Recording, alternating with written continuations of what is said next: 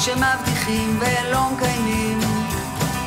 לא מסרחים את שטח C. איפה בית מקדש שלישי? לא מנצחים את האסלאמים, אלוהים ואברהם. אלוהים הוא לא קיים, רוני כן על דארטו סתם על העם. דרי ליצמן, ליברמן הודיע שאני המחוסל זל תוך יומיים. בינתיים הוא קיבל קידום, אז לתקוף בכל הכוח, איך תשב בבית המוח ואצלי אך כלום. מי תלך בסוף אתה אגיד כמה שווה הפנט, הם לא שולטים בו, דיבור לציבור הוא יותר מסתם דיבור. גם כחלון שאמר שבגז יטפל והזז בגלל חבר במכרז. על כל מי שהבטיח בוא נשגיח שיגמור את העבודה או שידע נעניש כל מוצ"ש מחדש, ואולי הפעם נצליח לשדר עד הסוף את הפרק, לשדר עד הסוף